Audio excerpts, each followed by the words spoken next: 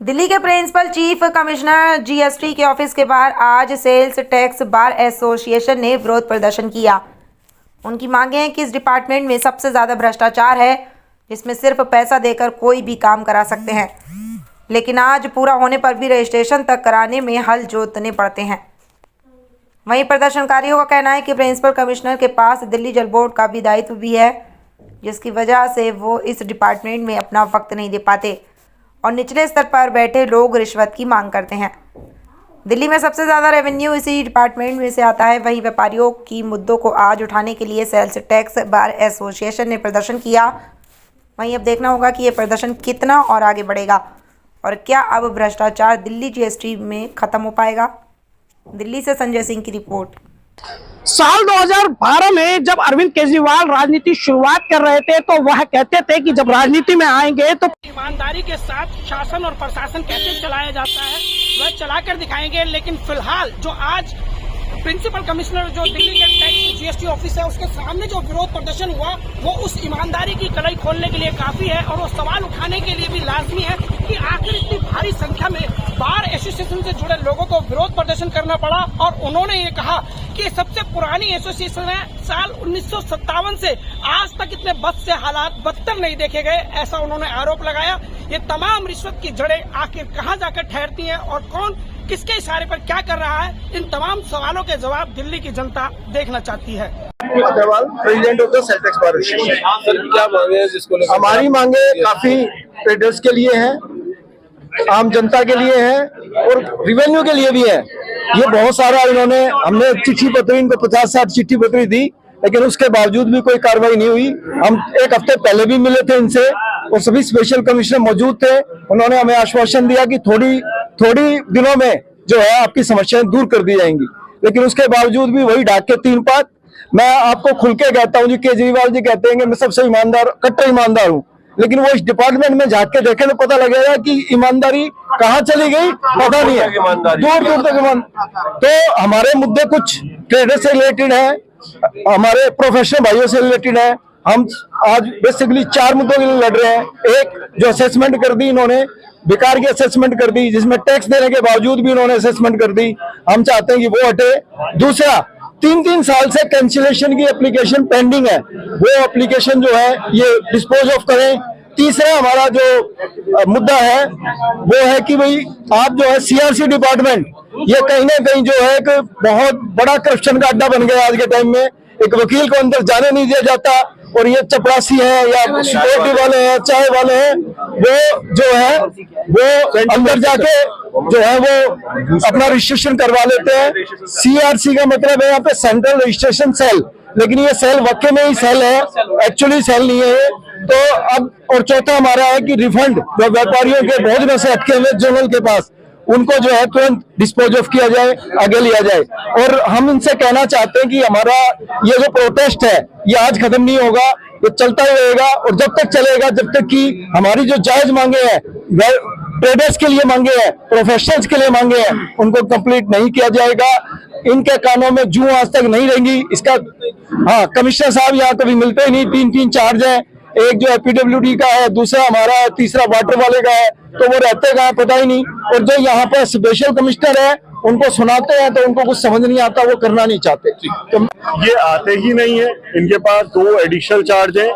ये जो जिम्मेदारी है पूरी दिल्ली के जीएसटी की, ये इसको पूरी तरह फुल टाइम आदमी चाहिए, ये इसको एडिशनल चार्ज की तरह देखते हैं, आते ही नहीं। इनके ना आने की वजह से नीचे वाले अधिकारी बेलगाम हो चुके हैं और अपनी मनमर्जी चलाते हैं, रिश्वत मांगते हैं और सुनना नहीं चाहते। मनमर्जी रिश्वत को लेकर रोक लगी सर? रिश्वत को लेकर इस डिपार्टमेंट में कोई रोक नहीं है, बेलगाम है, आतंक है। और हो ये रहा है कि आप रजिस्ट्रेशन लेने जाएं तो आपको घुसने भी नहीं देते। रजिस्ट्रेशन सेल में नया सेल बना रखा है सीआरसी के नाम से, हमें घुसने नहीं देते। और सिक्योरिटी गार्ड, चाय वाले ये हमसे आकर मिलते हैं और कहते हैं साहब इतने पैसे दो और हम आपको रजिस्ट्रेशन दिलवा देंगे। तो ये इस तरह भ्रष्टाचार का जो अड्डा बन गया है, ये इसकी बड़ी समस्या है और इसको रोकना बहुत जरूरी है देश हित में, वरना समस्या का समाधान नहीं होता तो अगला कदम क्या होगा? हमारा तो जो होगा, हम तो इसको आंदोलन को कंटिन्यू रखेंगे। लेकिन आप ये समझिए हम तो स्ट्राइक पर भी चले जाएंगे, लेकिन आप ये समझिए अगर व्यापारी को रजिस्ट्रेशन नहीं मिला तो वो व्यापार ही नहीं कर पाएगा। सचिवालय को भी घेराव करेंगे। फिर वो यहाँ से हटकर कहाँ चला जाएगा? वो गुड़गांव रजिस्ट्रेशन ले लेगा, फरीदाबाद ले लेगा, नोएडा गाजियाबाद ले लेगा। उससे नुकसान जो होगा वो दिल्ली की इकोनॉमी का होगा। रीजन ये है कि उनके पास 2 चार्ज और हैं और वो उनमें मसरूफ रहते हैं। CPWD और जल बोर्ड वो इसको एडिशनल चार्ज की तरह समझते हैं और इसको जैसे आदमी को एडिशनल काम मिलता है उसका बेमन से काम करता है, तो वो बेमन से यहाँ पर काम कर रहे हैं और इसको ध्यान नहीं देते। तो सर उनके अलावा कौन देखता है? उनके अमीन स्पेशल कमिश्नर और वो बेलगाम हो चुके हैं। स्पेशल कमिश्नर है वो लोग, वो तीनों बेलगाम है, कोई जिम्मेदारी नहीं। वो निर्णय प्रिंसिपल कमिश्नर में लिए जाने हैं डाउन द लाइन। और जो तीनों स्पेशल कमिश्नर हैं, एक मिनट कर साहब, जो तीनों स्पेशल कमिश्नर हैं वो नए हैं, वो सुनना नहीं चाहते, उनसे हैंडल जिम्मेदारी नहीं लेना चाहते, वो कमिश्नर पर टाल देते हैं। और कमिश्नर साहब यहाँ पर बैठते नहीं, इसलिए ये डिपार्टमेंट अब काम करना बंद कर चुका है एक तरह से। देखिए ये इतनी आसान से प्रधान जी ने भी आपके सम्मुख रखी है, ये हमारी कोई व्यक्तिगत लड़ाई नहीं है। यहाँ पर हम यहाँ पर केवल व्यापारियों के लिए लड़ रहे हैं, व्यापारियों के हित के लिए लड़ रहे हैं। सबसे बड़ा हमारा बार एसोसिएशन जो है इस डिपार्टमेंट को सबसे ज्यादा रेवेन्यू इकट्ठा करके देता है। एक ये दिल्ली का ऐसा बड़ा रेवेन्यू डिपार्टमेंट है जब दिल्ली की गवर्नमेंट का 80% रेवेन्यू इस बिल्डिंग से मिलता है, और इस बिल्डिंग से रेवेन्यू 80% मिलने के बावजूद भी कमिश्नर साहब यहाँ पे फुल टाइम है ही नहीं। फुल टाइम के हफ्तों नहीं आते हैं यहाँ पर। वो कभी PWD में बैठेंगे, कभी दिल्ली जल बोर्ड में बैठेंगे। यहाँ की समस्याओं को, व्यापारी की समस्याओं को सुनने के लिए उनके पास ना तो वक्त है और ना उनको अपना समय देने की जरूरत समझते हैं वो अपना। जब व्यापारियों को आप रजिस्ट्रेशन नहीं दोगे, दिल्ली का व्यापार कैसे बढ़ेगा, दिल्ली का रेवेन्यू कैसे बढ़ेगा? जब एक व्यापारी यहाँ पे रजिस्ट्रेशन लेने आता है तो उससे ऐसे ऐसे कागज मांगे जाते हैं, उल जलूल कागज मांगे जाते हैं, और अगर इनको पैसे दे दो तो वो उल जलूल कागज सब निरुष्ट हो जाते हैं और 2 मिनट में रजिस्ट्रेशन मिल जाता है। एक तरफ केजरीवाल कहते हैं कि भ्रष्टाचार नहीं होना चाहिए, भ्रष्टाचार नहीं होना चाहिए, पर इस वक्त इस बिल्डिंग को सबसे ज्यादा भ्रष्टाचार का अड्डा बना दिया है। हमें तो कई अफसरों से ये भी सुनने को आया है, साहब हम क्या करें, हमें तो ऊपर देने पड़ते हैं। ऊपर का नाम बताओ आप, पर वो चूकते हैं, पर वो नाम बताने से चूकते हैं, पर वो कहते हैं हमें ऊपर तक देने पड़ते हैं। और ऊपर तक देने का मतलब आप लोग मीडिया के लोगों आप समझते हो क्या होता है? इसका मतलब कि ऊपर तक देने पड़ते हैं। ठीक,